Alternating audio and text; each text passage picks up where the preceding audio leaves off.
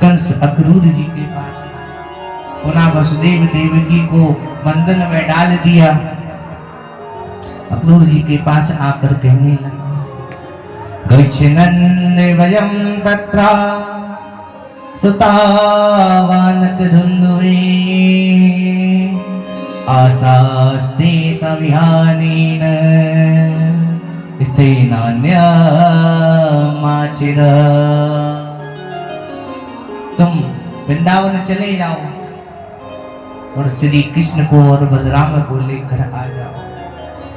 अक्रूर जी सोचने लगे ये क्यों बुलाना चाहता है, पहले तो मना कर दिया, फिर विचार करने लगे इन लोगों ने इतने बड़े बड़े दैत्यों को मार दिया, वो कोई साधारण तो होंगे नहीं। कहने लगा देखो अभी तो रात्रि हो चुकी है, मैं प्रातः काल होने पर वृंदावन की ओर प्रस्थान करूंगा। इस प्रकार कहकर अक्रूर जी अपने कक्ष में चले। और कंस ने विचार किया ये नहीं गए तो, या फिर याद नहीं रहा तो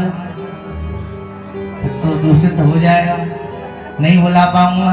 तो इसने अपने घोड़े समेत अपने रथ को इनके पास भेज दिया और केसी दैत्य को वृंदावन भेज दिया। केसी दैत्य अपनी टापों से ब्रजवासियों को परेशान करने लगा।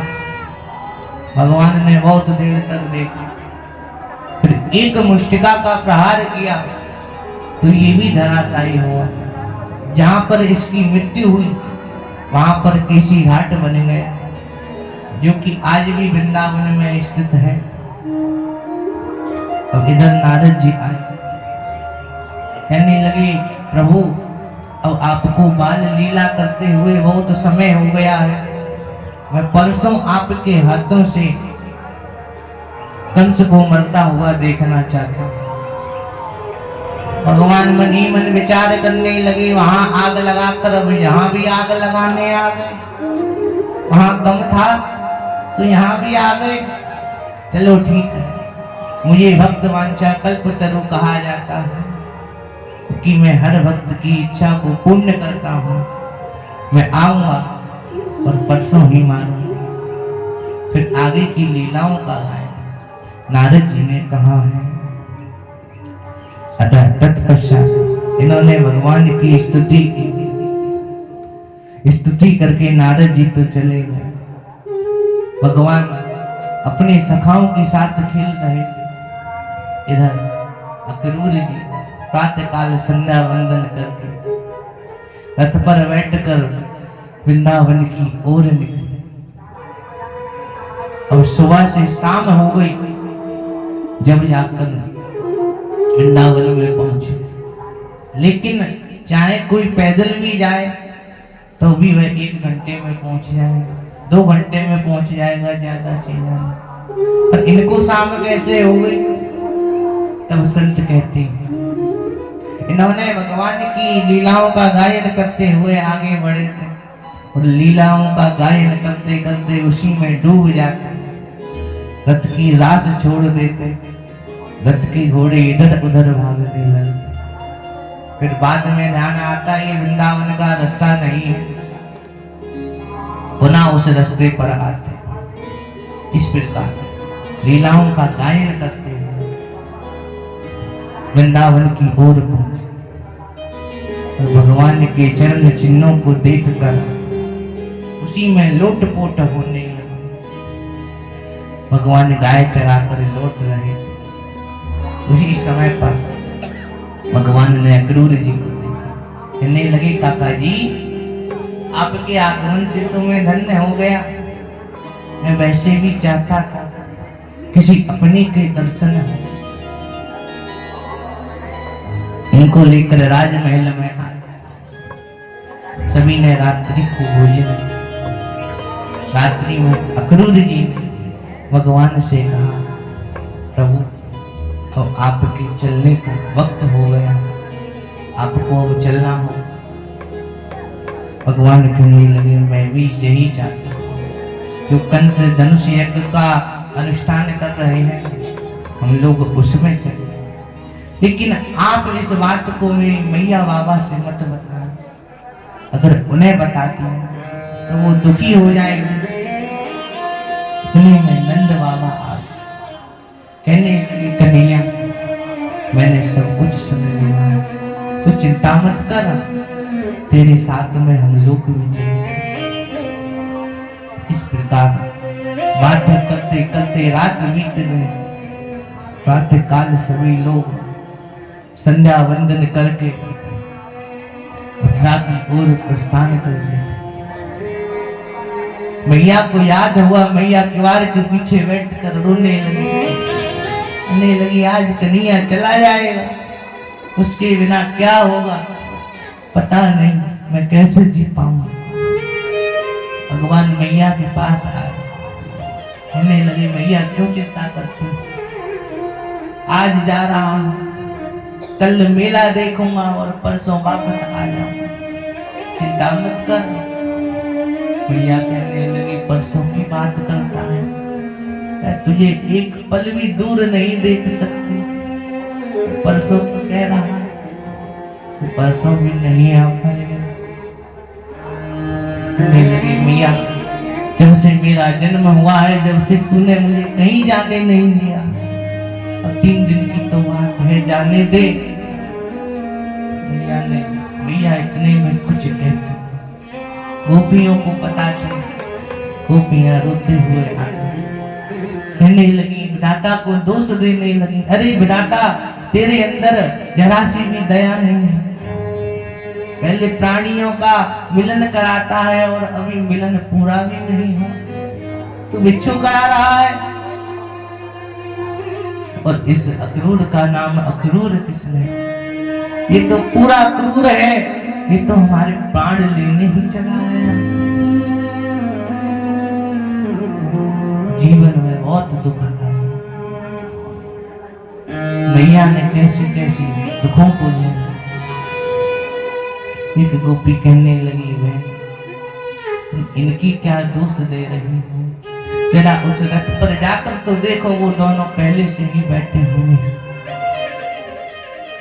गर्ग संहिता उसी समय पर राधा रानी जी आई,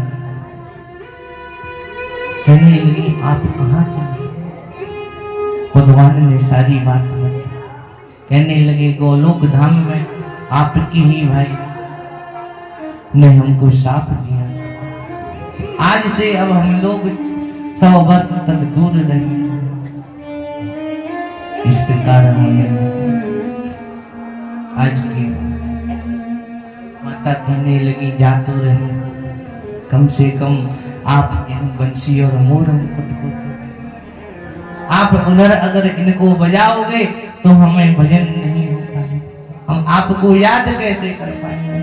कम से कम इन बंसी और मोर मुकुट के कारण हम जी तो लेंगे कि हमारा कन्हैया परसों आएगा, परसों आएगा। भगवान ने मोर मुकुट, कहने लगे आज के बाद ना मोर मुकुट धारण करूंगा, ना कभी बंसी बजाऊंगा। फिर भगवान ने गोपियों से कहा, गोपियों आप लोग चिंता ना करो, मैं आज जा रहा हूं, कल रुकूंगा और परसों आ जाऊंगा। ब्रजवासियों ने कृष्ण लेता है ब्रज से बिना कि मैया याद ना करें, कहने लगे सभी को समझाकर भगवान रथ पर बैठे, अक्रूर जी ने रथ आगे बढ़ाया। प्रीतम प्रीत लगाए के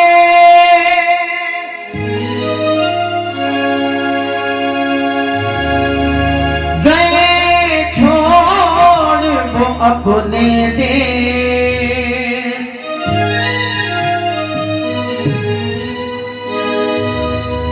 नैनों से धारा बहे मेरे लगी है दिल को ठेस।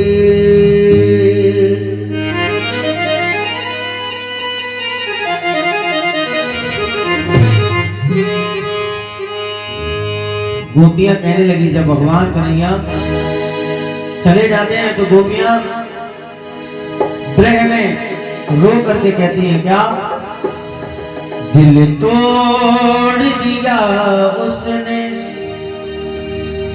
दिल तोड़ दिया उसने, जिससे ये दिल लगाया, दिल तोड़ दिया उसने, जिससे ये दिल लगाया, दिल तोड़ दिया उसने, जिससे ये दिल लगाया, दिल तोड़ दिया उसने, जिससे ये दिल लगाया, चाहा था जिसे हमने, चाहा था जिसे हमने, उसने हमें रुलाया, चाहा था जिसे हमने, उसने हमें रुलाया।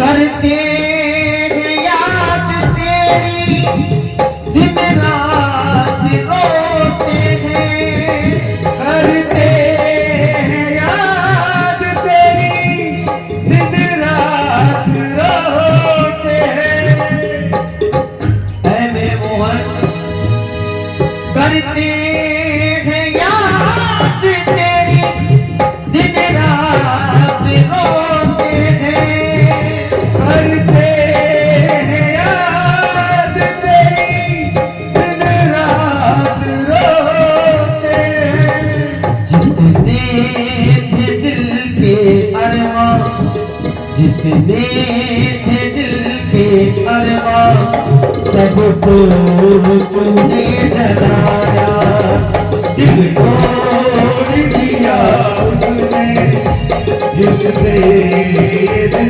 लगाया।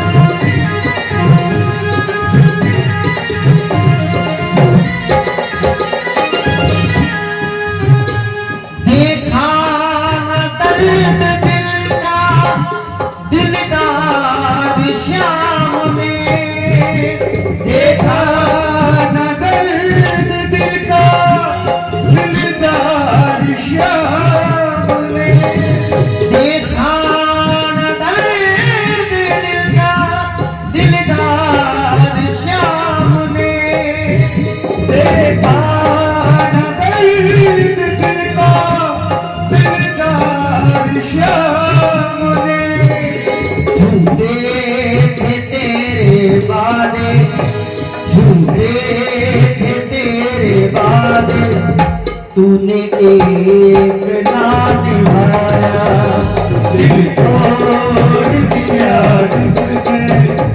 जिससे दिल लगाया।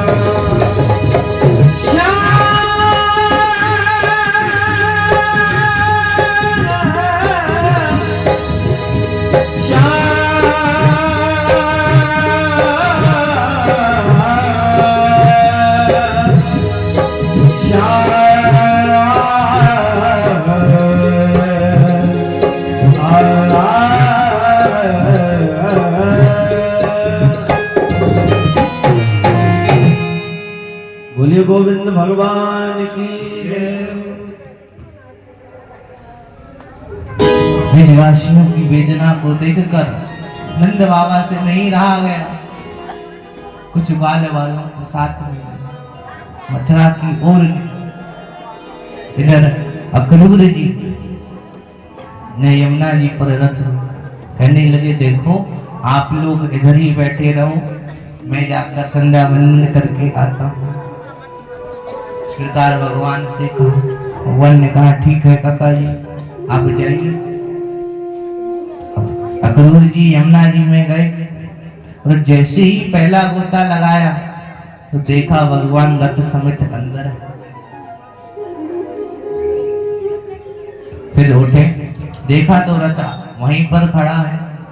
फिर गोता लगाया, फिर देखने लगे कि भगवान के साथ में, अब भगवान तो शेषनाग अवतार के पास में बैठे हुए।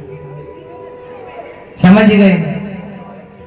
भगवान ने कहा, काका जी जल में ऐसा क्या देख रहे हो जो ऐसा कर रहे हो?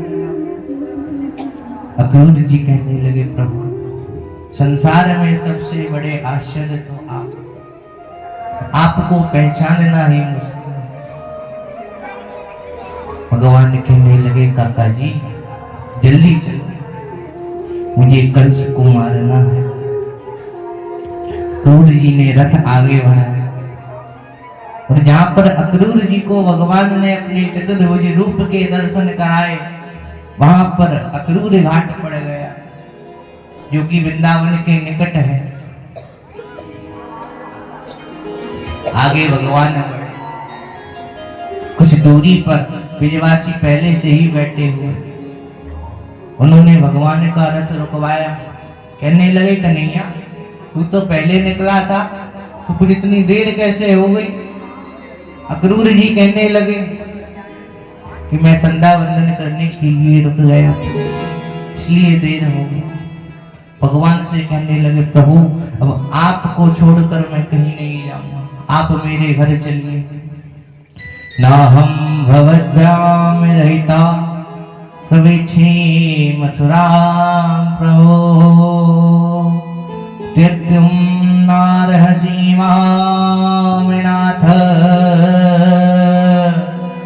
भक्ति भक्त वत्सल। भगवान ने कहा, मैं आपके घर भी आऊंगा, लेकिन अभी मुझे यदुकुल के द्रोही का नाश करना है, इसीलिए आप अब जाओ, मैं इनके साथ रुकूंगा। भगवान नंद बाबा के साथ आए, सभी ने भोजन किया, विश्राम किया और फिर नंद बाबा से भगवान कहने लगे, बाबा अगर आपकी आज्ञा हो तो मैं नगर दर्शन कर आऊं। बाबा बोले, तू कहीं नहीं जाए, ये हमारा वृंदावन नहीं है, ये मथुरा है। यहाँ पर जरा जरा सी बात पर कारागार में डाल देते हैं। भगवान कहने लगे, मैं कोई शैतानी करता हूँ? आज तक देखा है मैंने कभी शैतानी की? बाबा बोले, नहीं, तू कब करता है शैतानी? केवल शैतानियां तो ये खोजती हुई आ जाती हैं, तो ये करनी पड़ जाती है, इसीलिए तू नहीं जाएगा। भगवान ने कहा, बाबा मैं कोई शैतानी नहीं करूंगा, जान लो। बाबा बोले, नहीं, मैं तुझे भेज ही नहीं सकता। अब भगवान बलराम जी से कहने लगे, देखो जब राम युग था, नगर दर्शन का मन था, जब मैंने गुरु जी से कहा था, अब आप इस युग में बड़े हो तो आप कहो, नाथ लखने पुर देखने चेही, प्रभु सकोचे डर प्रकट न कहेही, जो राव रे आयुष में पाओ, नगर दिखाई तुरंत ले जाओ। प्रभु अगर आपकी इच्छा हो तो मैं अपने छोटे भाई लक्ष्मण को नगर दिखा। इस प्रकार मैंने कहा। इस युग में आप बड़े हो तो आप कहो बाबा। और दाऊ दादा कहने लगे बाबा मैं जाके संग जाऊंगा और जी मेरे संग शैतानी ना करे। नंद बाबा कहने लगे देख कन्हैया दाऊ कह रहा है तो तुझे जाने दे रहा हूं। बिल्कुल नाक की सीध पर ही जाना है और नाक की सीध पर ही आना है। भगवान बोले बाबा तुम्हारी बात मान ले कि नाक की सीध पे ही जानो नाक की सीध पे ही आना। लेकिन वह नाक की सीध पे दीवार आए हुई तो बापू का करूं। बाबा बोले तू चुपचाप बैठ जा। तेने कर लिए नगर दर्शन और मैंने करा दिए नगर दर्शन। तू तो भैया बैठो रहे। वाह कन्हैया कहने लगे बाबा मैं तो ऐसे ही कह रहा हूं तुम तो नाराज है गे ने बताओ तो सही। बोले लाला कोई दीवार आ जाए वह पार कर सके तो करियो ना तो वापस लौट आइयो। कन्हैया कहने लगे ऐसे ही करूंगा। तो जाने लगे। बाकी स्त्रियां इनका सम्मान करने लगी। सका कहने लगे कन्हैया भैया भाई स्वागत तो बड़ी जोर को हेरो है लेकिन तू एक काम क्यों ना कर।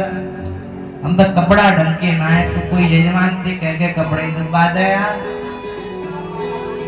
भगवान बोले चलो भैया आगे चल रहे तुम्हें लिंगाऊंगो और मैं ले लूंगा कुछ नए नए वस्त्र। तो आगे गए तो एक धोबी दिखलाई पड़ो। बातें कहने लगे मामा जी ने हमें वस्त्र दे दो। और पहली बात तो वहां सुनी ना और दूसरी बार कहने लगे दूसरी बार ना तीसरी बार कहने लगे जब जाके तो वहां सुनी। फिर कहने लगो तुम बालिया लोग तुम जानते हो ऐसे कपड़े न पहनो जाओ यहाँ से। भगवान ने कही मैं तो मामी मामा कह रहा हूँ। मामा तो सिर पे चढ़ रहा है। एक थप्पड़ मारा बेचारे को सिर धड़ से अलग। बोलिए कृष्ण बलराम की।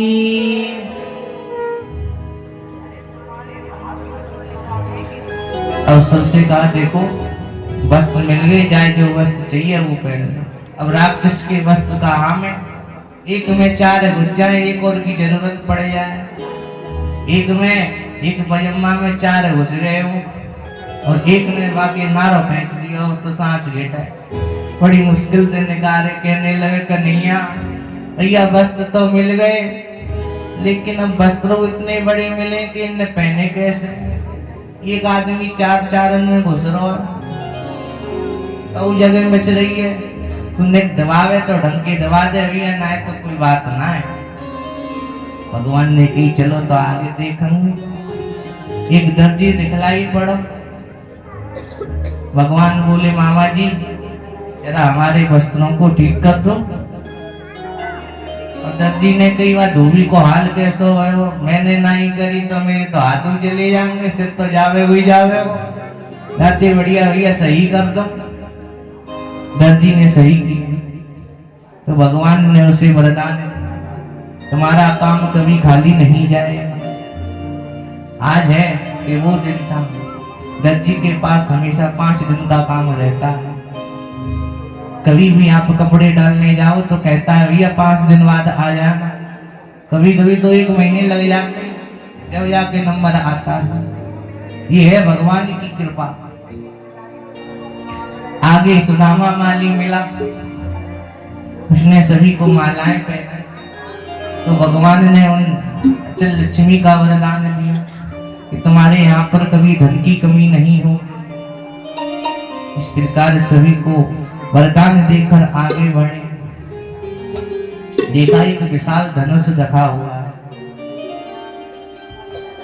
पुजारी जी के पास पहले तो पुजारी जी ने रोक दिया अरे अंदर कैसे आ रहे हो। बड़े से थे ब्राह्मण देवता उन्होंने कहा अरे आने दो नए लग रहे हैं दर्शन कर लेंगे धनुष का। और दोनों अंदर आए। कहने लगे ब्राह्मण देवता अगर आपकी इच्छा हो तो हमें धनुष को पकड़ सकते हैं। बोले छू सकते हो। भगवान ने छू लिया। कहने लगे हम इसको उठा के देख लें। ब्राह्मण देवता कहने लगे ये किसी से नहीं उठा, तुमसे क्या उठेगा, फिर भी करो प्रयास, उठ जाए तो। और तो भगवान ने कहा अच्छा किसी से नहीं उठा? बोले नहीं, बहुत प्रयास कर लिया हम लोगों ने, नहीं उठा। अब भगवान ने धनुष को पकड़ा और उसकी प्रतिज्ञा चढ़ाई और तोड़ दी। भयंकर आवाज हुई, कंस भयभीत हो गया। बोलिए कृष्ण बलराम की। कंस के कानों में ध्वनि पहुंची, भयभीत हो गया। इधर भगवान नंद बाबा के पास आए। नंद बाबा कहने लगे कन्हैया अभी बहुत तेज आवाज हुई, काय की आवाज ही लाला? भगवान कहने लगे बाबा वो तो पता ना है, मैं तो नाक की सीध पे ही गए हूँ, नाक की सीध पे ही आया हो, और मैं हूँ डर हो जाते, तो विश्वास ना हो तो मेरे पे हाथ रख के देख ले, मेरा सीना वो जोर जोर से धड़क रहा है। अब हाथ रखो तो जोर जोर से सांस लेने लगे। इस प्रकार सभी ने रात्रि में भोजन किया और फिर प्रातः काल नित्य ब्रह्म मुहूर्त संध्या वंदन किया।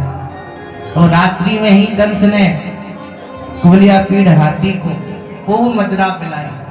अब उसमें पहले से ही 1000 हाथियों का बल था, और फिर मदिरा पी लेता इंसान तो अपने आप को प्रधानमंत्री समझता, उसमें 10,000 हाथियों का बल हो गया। और सुबह सब लोग आए। इसको कंस ने एक पहरेदार को बिठाकर कह दिया कि इसे अंदर नहीं आने देना इन दोनों को। और दोनों आए। भगवान ने बड़े प्यार से कहा भैया इस महावत को हटा लो, नहीं सुनी। दूसरी बार कहा नहीं सुनी। तीसरी बार में भगवान को क्रोध आ गया, कहने लगे अरे ओ महावत इसको हटाता क्यों नहीं है? अगर नहीं हटाया ना तुझे हाथी समेत स्वर्ग को भेज दूंगा। इतना सुनते ही महावत क्रोधित हो गए, हाथी को उकसाया। हाथी भगवान से युद्ध करने लगा। भगवान नीचे गिर गए। हाथी अपने पैरों से कुचलने जा रहा था, इतने में ही भगवान इसके पैरों के बीच में आ गए और कुबला पीड़ हाथी को मार और उसी के दांतों से उसको मारकर अपना जय घोष करवाया। बोलिए श्री कृष्ण बलराम की। भगवान एक दांत अपने कंधे पर रख दिया और एक दांत दाऊ जी को दे दिया। दोनों रंगशाला में पहुंचे और सभी लोग अपनी मति के अनुसार इनका दर्शन कर रहे हैं। कंस काल के रूप में देख रहा, कोई साक्षात नारायण भगवान के रूप में देख रहा। भगवान को देखते ही कंस भयभीत हो गए। उस समय पर चांडूर आया, भगवान से कहने लगा भैया हमसे युद्ध करो। भगवान ने कहा युद्ध तो कर लेंगे, लेकिन सही सा योद्धा तो हो। कहा तुम इसमें कितने विशाल हो और कहा हम छोटे से बालक, तुमसे युद्ध कैसे कर पाएंगे? चांडूर कहने लगा ना बलो न किशोरत्वम बलस्य बलिनांबरा लील्ये हो हतो येन सहस्रनी सत्वव्रता। ना तुम लोग किशोर हो और ना ही बालक हो।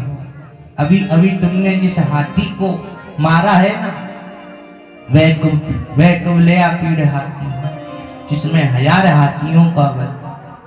ऐसे विशाल हाथी को तुमने खेल खेल में मार दिया और बात करते हो हम छोटे से हैं। आप छोटे थे। और तो भगवान कहने लगे जब तुम्हें मरने का ही शौक है तो आ जाओ।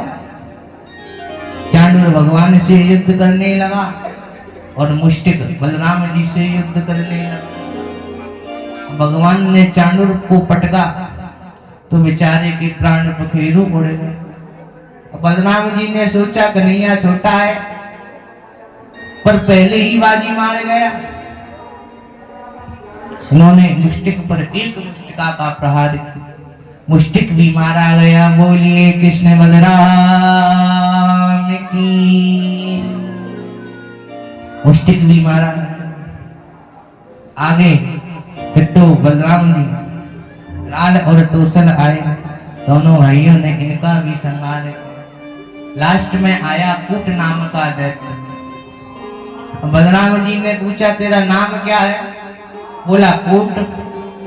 बलराम जी बोले भाई कूट तो बाद में भी देंगे, पहले अपना नाम तो बता। फिर बोला कूट। बलराम जी ने कूट दिया।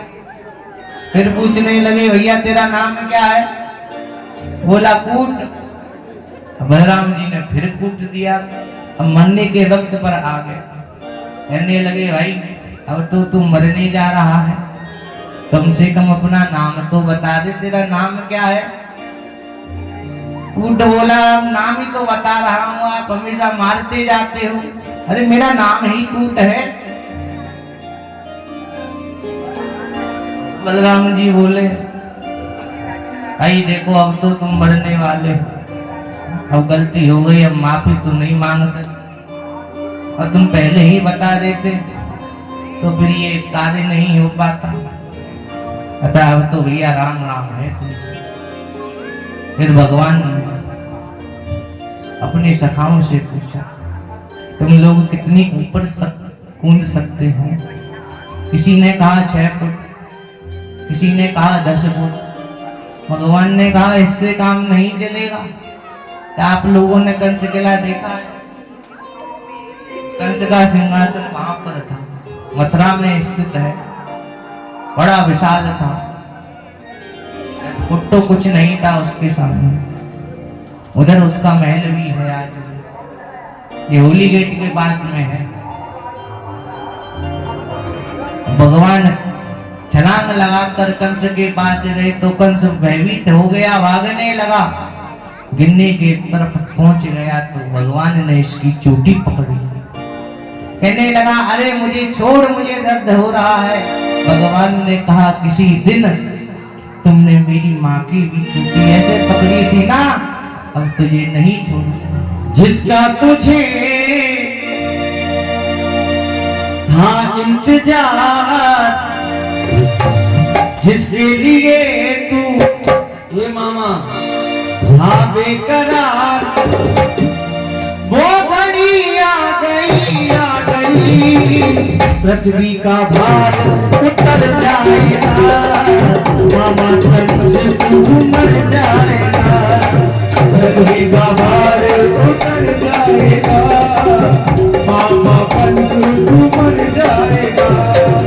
जिसका तुझे था इंतजार, जिसके लिए तू था बेकरार, वो घड़ी आ गई, आ गई।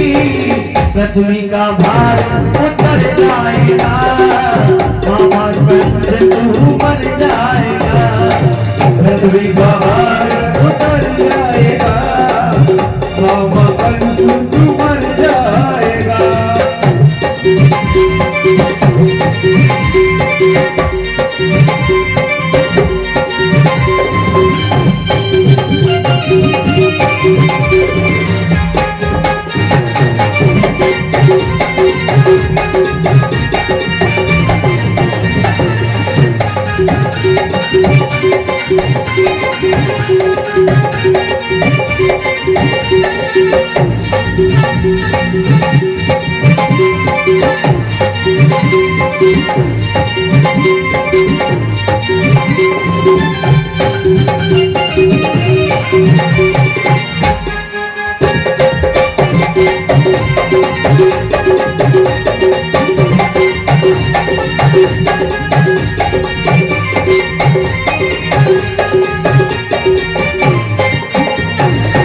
जब जब होए धर्म की हानि,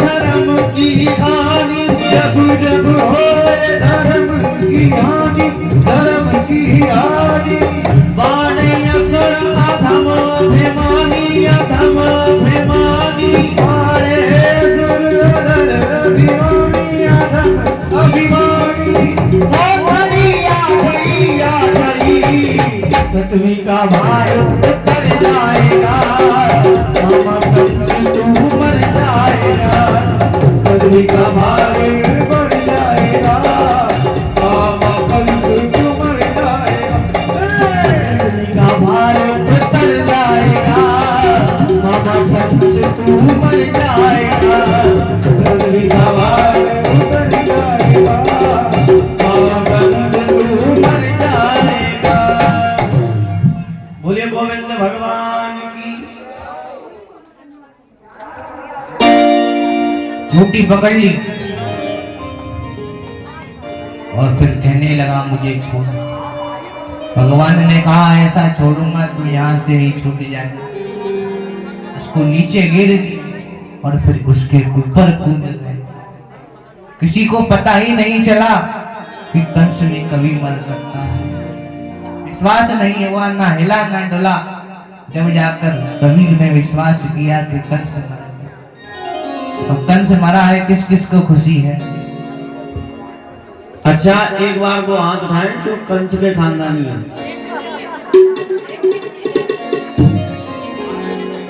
तो फिर खुशी क्यों हुई? कंस मर गया इसलिए खुशी हुई है। एक बार दोनों हाथ उठाएं और बुलंद आवाज में जयकारा, जय बोलो,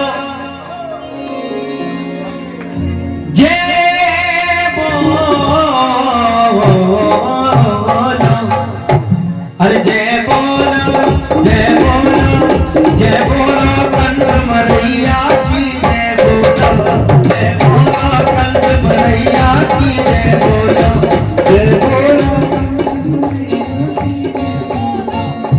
जय बोलो, जय बोलो।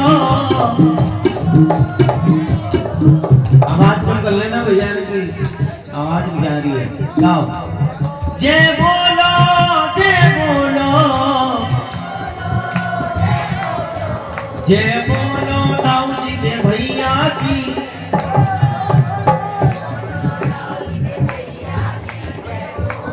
एक बार दोनों हाथ उठाओ, बिल्कुल सीधे बोलो, जय बोलो, जय बोलो, जय बोलो दाऊ जी के भैया की जय बोलो, जय बोलो दाऊ जी के भैया की जय बोलो।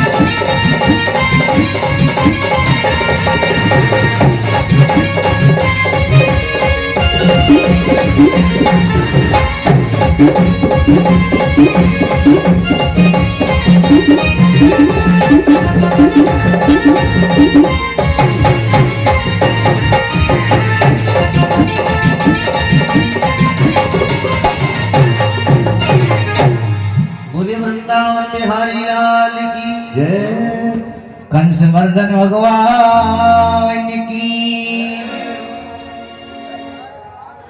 कंस ना हिला ना डोला। तब सभी को विश्वास हो गया कि कंस मर गए। इसकी पत्नियां रोती हुई हैं, नाथ प्रिय धर्मज्ञ करुणानाथ वत्सला त्वया तेन नेता वयं ते साग्रह प्रजा। ने देखकर भगवान भी रोने लगे। दोनों कहने लगी तुमने तो मारा है, तुम ही रो रहे हो। कहने लगे मामी जी हमने नहीं मारा, वो भी गिरने वाले थे और हम भी गिरने वाले थे।